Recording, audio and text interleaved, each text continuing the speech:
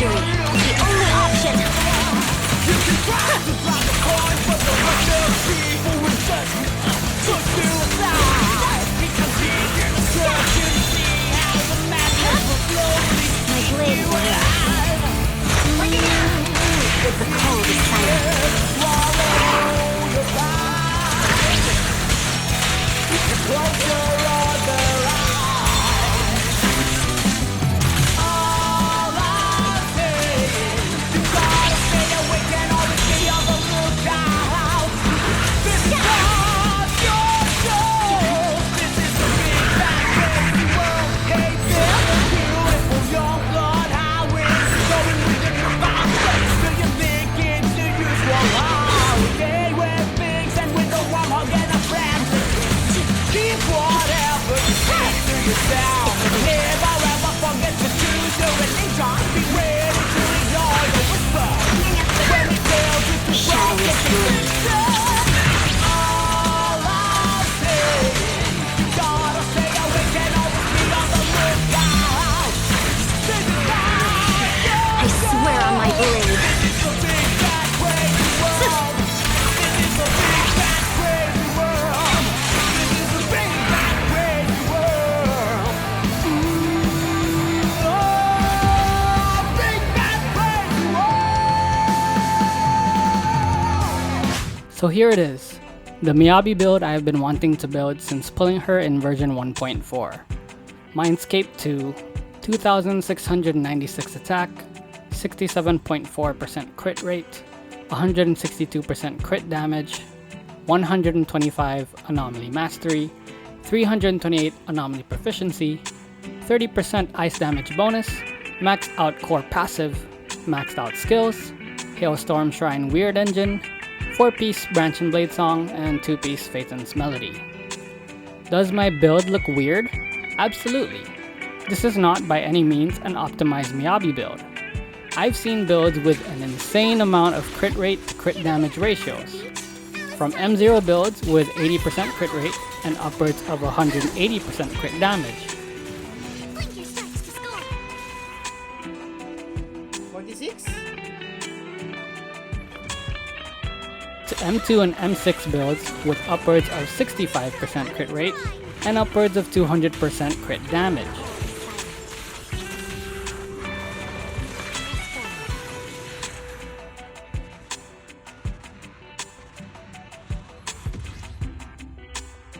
Even some oddball M0 builds with 80% crit rate, a little over 100% crit damage, and an insane amount of attack, sometimes upwards of 3,700.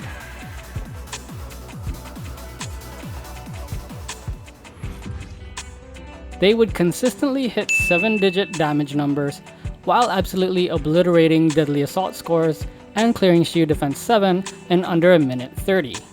Feats I myself have never been able to achieve. The point here is that Miyabi shreds everything in the game regardless of how well built she is or not. Whether we build her by the book or stray from the norm a bit, Miyabi will always be able to help you get the job done.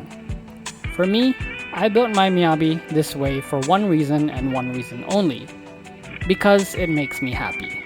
So today, I want to talk about my journey in making this Miyabi build happen. By the way, my name is Haku. Welcome to my channel, where we play games for fun, just like it should be. Now you've heard it all before. Gacha gaming is basically just a resource management simulator, and the race to have the best account you can possibly have is not a sprint, but a marathon. That rings true for my Miyabi build as well. It certainly was quite the marathon. I got my M0 Miyabi in the first week of version 1.4 as a guarantee after having lost my 50-50 pull for lighter. You want to test my hammer? My goal was always to get M2 Miyabi, but seeing as how version 1.4 was longer than your typical patch, was abundant in rewards, and had a free copy of Haramasa, I thought, you know what? After I pull Miyabi's weird engine, I'll pull for Haramasa's weird engine. Then I'll pull for additional copies of Miyabi. I should be able to get at least M1 at that point, but I'm pretty confident I'll be lucky enough to get M2. So I win the 75-25 for Miyabi's weird engine, then I win the 75-25 for Haramasa's weird engine. Everything is going according to plan and I'm a happy boy. So I start pulling for another copy of Miyabi, confident I'll win the 50-50.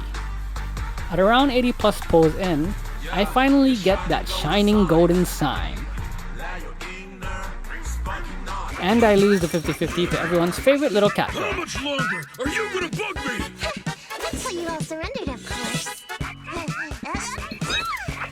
And so begins my 50-50 losing streak.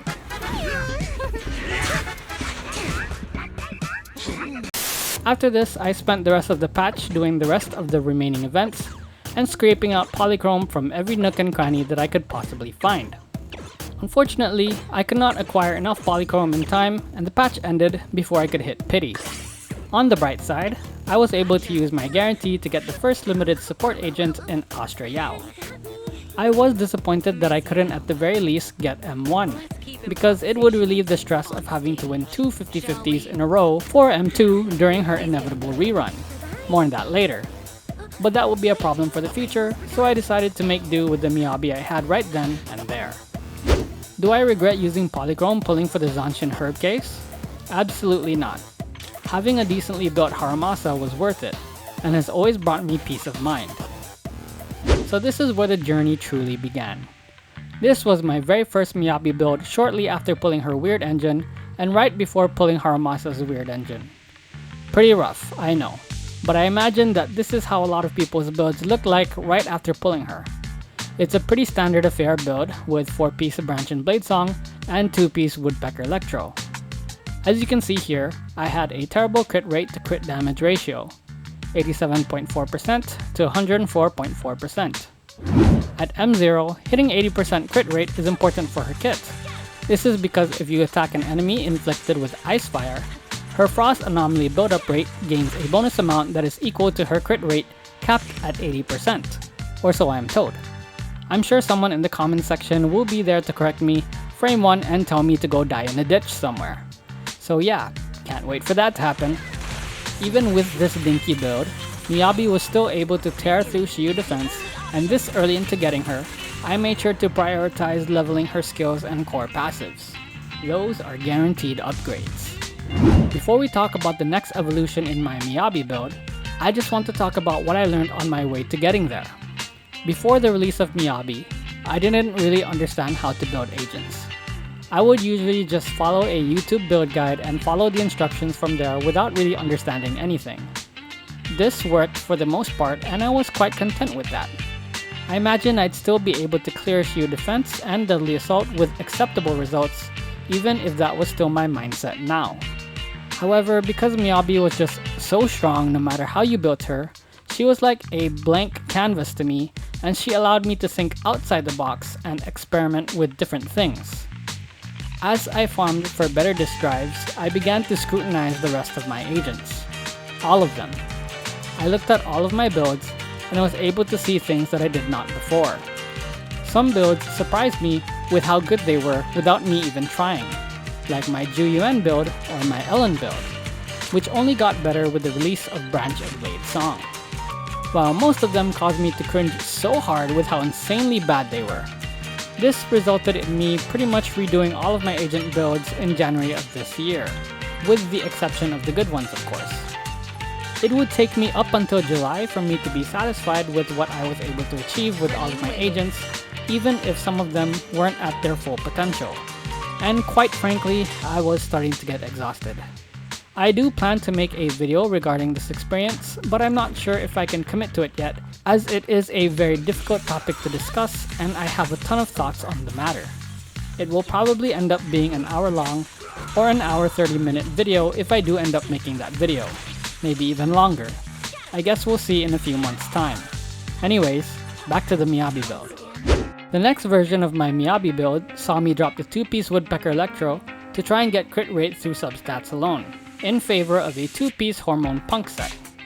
I dropped the crit rate Partition 4 for crit damage instead, bringing my crit rate down to 69.8%, Nice. and crit damage up to 166.8%. My main stat for Partition 6 was not part of the plan. I just could not, for the life of me, land an AM or attack percent piece with good substats. So this energy regen piece became my Partition 6 disc for a very long time. The next version of this build would be very similar, where the only change was the disk drive on Partition 3, giving me 74.6% crit rate, but reducing my crit damage to 157.2%. So despite not hitting the 80% crit rate threshold, I did notice that I was able to clear out Shiyu defense faster and score higher in Deadly Assault. I also appreciated being able to use EX Special more often than usual thanks to the ER piece, which allowed me to use Miyabi's Hold Basic attack more often as well. This build would serve me well for a very long time. Okay, so before we talk about the next version of my Miyabi build, which is the build right before the final one that I showed you at the beginning of this video, I have to talk about the one thing that bothered me the most while farming Routine Cleanup and Bardic Needle. That is in regards to the main stat on Partition 6, Attack Percent or Anomaly Mastery. This was a question I was asking myself every day for a long time. I saw that the large majority of the player base favored attack percent over anomaly mastery. Now I'm not going to get into the debate over which one is better. Quite frankly, I am not qualified enough to tell you which of the two main stats is better for Miyabi. But I do remember there being a lot of discourse at the time whenever a guide maker would recommend anomaly mastery over attack percent. For me personally, I preferred anomaly mastery, but not for the reason you think. I simply wanted AM over attack percent because it made me happier and it fed into my OCD. That's it. Nothing more, nothing less. Even though that attack stat was looking mighty suspicious. This video from Realske was a great comparison video for AM versus attack percent, but I still ended up wanting to go with AM. What can I say? The OCD is really strong, guys. Because obviously you wanna pair the word anomaly together. Why you boring me? I'm right. With that, I decided that the stat lines I wanted to hit were 65% crit rate in preparation for the M2 pull, 160% crit damage, 150 anomaly mastery, 320 anomaly proficiency, 30% ice damage bonus, and then accept whatever pitiful attack stat I end up with, using either Hormone Punk or Astral Voice for my 2-piece set. However, my plans would change with the drop of version 1.7 after the new disk drive set was introduced, Phaethon's Melody.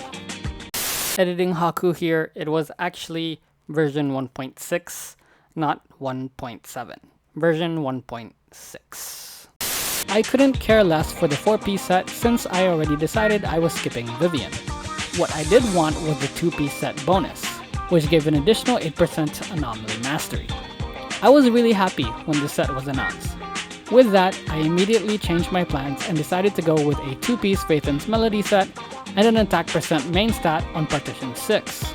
The stat lines I wanted to hit were mostly the same, with the only difference being 125 anomaly mastery and 2700 attack. Finally, I thought. Finally! I can satisfy my OCD by having a bit more anomaly mastery than the base amount and have attack percent 6 at the same time. I can have both. Both is good. It's crazy, I tell you. Having that scratching, nagging feeling in my head. It's not fun, but with Phaethon's Melody, I can finally have peace of mind and have both AM and attack percent, even if it is less AM than an AM6 disc. I know I was overthinking it. I know it's not a big deal in the grand scheme of things, but I just couldn't help it. With that, here was my build before pulling M2 Miyabi. As you can see, it is very close to the build I showed you at the beginning of the video. The only stat line goals I was not able to hit with this build was attack and anomaly proficiency, which drove me crazy because I was only 1 point shy of hitting 320 AP and 23 points short of hitting 2700 attack. So from here on out, all that remained was to continue grinding for better pieces and to wait for the inevitable and highly anticipated rerun.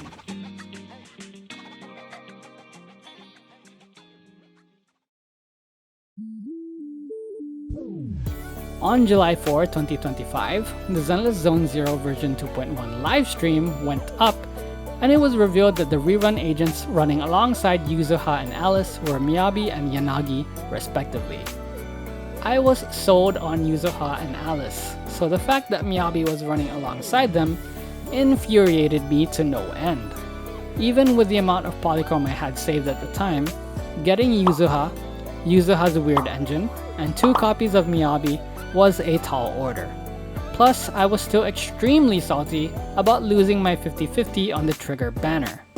Not to mention, I also want to pull for Alice. I've given up on Alice's weird engine.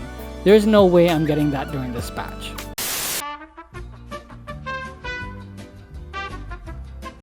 To make a long story short, during the first half of version 2.1, my luck skyrocketed. The plan, in chronological order, was to pull for Yuzuha, Yuzuha's weird engine, and then 2 copies of Miyabi. There are no guarantees. I'm 50-50 on Yuzuha, 75-25 on her weird engine, and then I'd have to win 2 more 50-50s. And I did. I won every single gamble, and not a single polychrome was wasted. Well, sorta. I went to pity at 80 plus pulls for Yuzuha, her engine, and the first copy of Miyabi.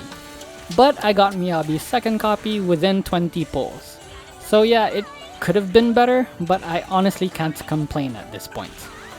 I originally wanted to stream this pulling session and record it for a standalone video, but I ended up doing it offline because of some extremely unfortunate IRL events that caused me not to do so. I was so depressed that even as I won all of those 50-50s and 75-25, I had zero reaction. Just a blank face in a silent bedroom. Though I do regret not at least launching OBS and recording the polls anyways, without my reaction. But oh well, it is what it is. Anyways, in terms of gameplay, it did take me a couple of minutes to get used to playing M2 Miyabi. I found myself wasting stacks way more often than usual because I just wasn't used to how fast I was getting them. After about 30 minutes though, I was able to adjust and it was fantastic.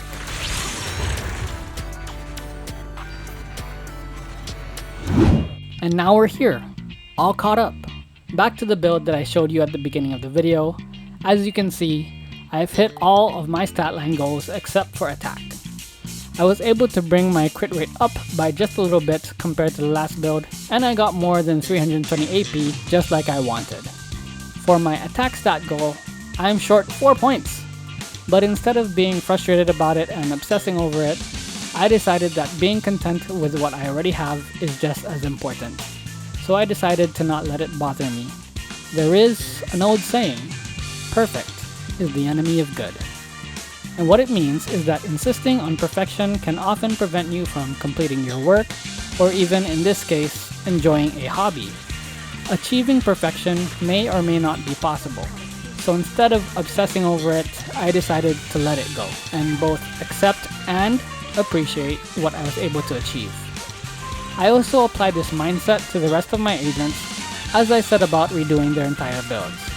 So once again, I know this is not an optimal Miyabi build, and I think that's okay. What's important to me is that I am happy with it and that I enjoy it. And I truly do.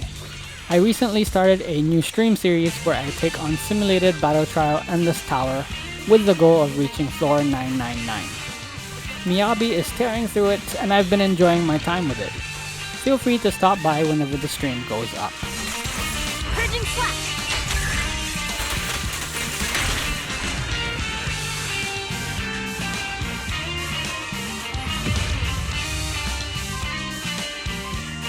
And that's it for the video, guys. If you've made it this far into the video, I just want to say thank you for listening to an old man ramble on about something so insignificant. There's really no other purpose to this video other than to just talk about it. Talk about the journey. Talk about the lessons. For the rest of the video, I will play some M2 Miyabi Deadly Assault gameplay with whatever the current DA rotation was at the time of writing. With that said, if you have Miyabi, what does your build look like? Are you happy with it? And how have you been enjoying the game? Leave it all in the comments below. Again, if you like this video, then don't forget to get out there, play some video games, and have yourself a grand old time. I'll see you guys in the next one. Peace.